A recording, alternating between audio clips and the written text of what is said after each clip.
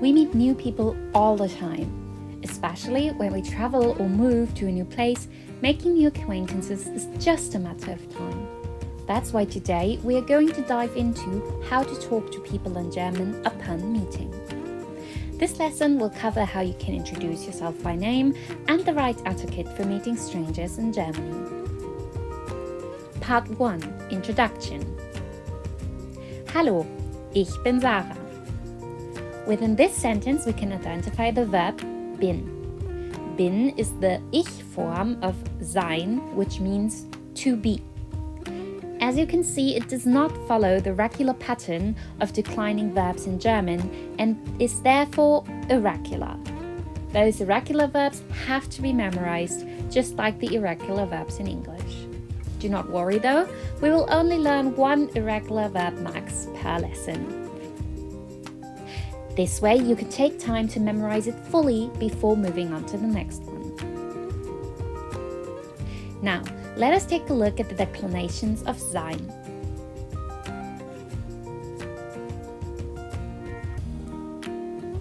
Ich bin. Du bist. Er ist. Wir sind. Ihr seid. Sie sind.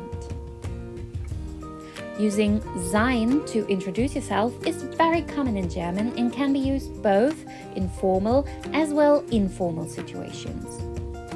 It is, though, not the only possibility to state your name. Look at this answer to our first sentence. Hallo Sarah, ich heiße Lukas. Lukas uses the verb heißen to tell Sarah his name.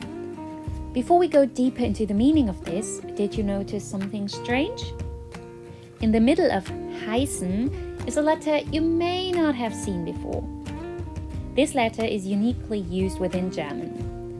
We call this SZ or scharfes S, which means as much as sharp S and is a very good description of this letter.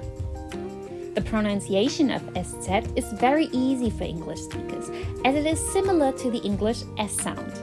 Let me give you some examples. Fuß, Straße, schießen, weiß. Got it? Great! Back to our introduction.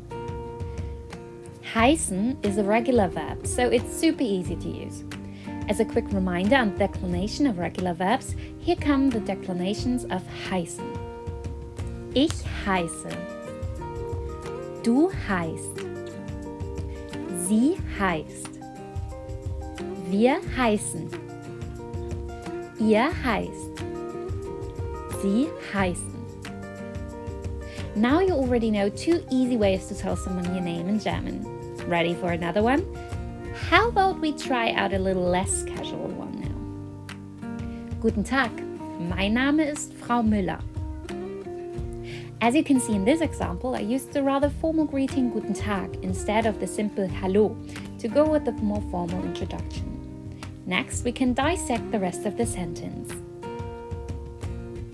Mein is the possessive pronoun for ich and means my. There are a few more things to know about possessive pronouns and how they are used correctly, which we will cover in a different lesson. For now, simply remember that mein means my. Then we got the word Name, which is easy to memorize since it's even spelled the same as its English translation, name. Name is a male noun, so the word's articles are der Name or ein Name. Next up is ist, which, as you already know, is the Ich form of sein. Last but not least, there is Frau Müller, meaning Mrs. Müller. By the way, Müller is the most frequent last name in Germany, so be prepared to meet many Müllers on your stay. Another interesting thing about this is that in German we use the word Frau both for the word for woman and as the form of address. For men, this is a little bit different. The common word for man is Mann, while the right word to address a man is Herr Müller. If you translate Herr directly, it means as much as master. Some people still use the word Herr to say Mann sometimes, but it is rather old-fashioned and mostly used for either old men or ironically. If you only use it as a form of address, you are always on the safe side. And there you have it. Mein Name ist Frau Müller.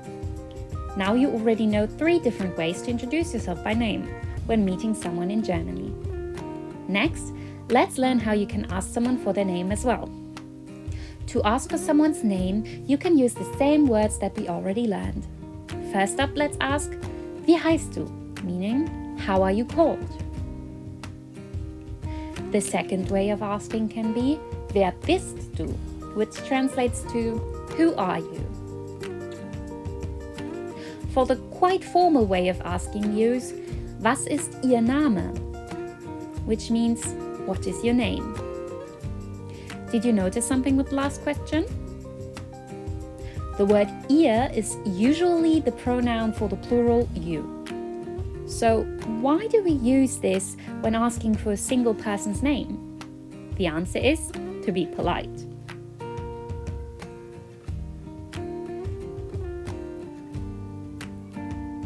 Part 2. Being polite.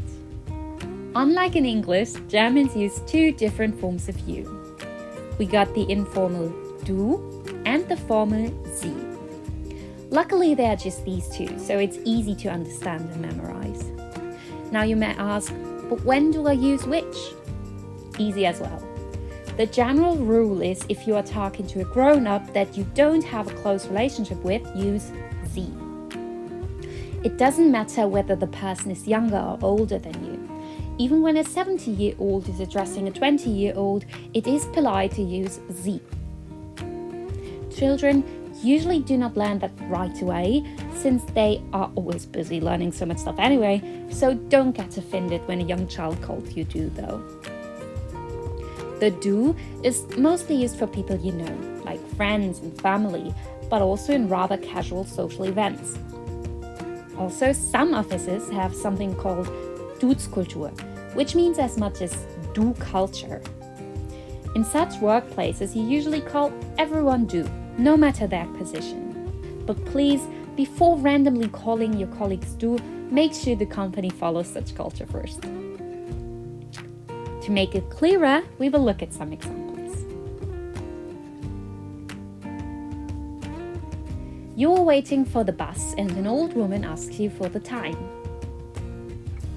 We use sie. You are talking to your friends, no matter their age. We use du.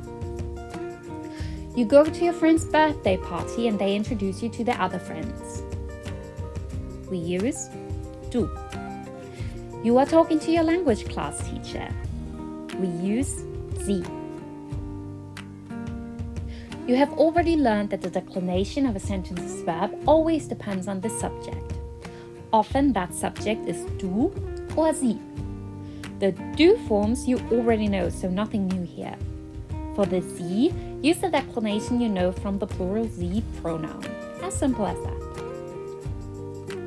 Well done! You can now not only introduce yourself, but politely and casually ask for people's names as well. Thank you for learning with me today.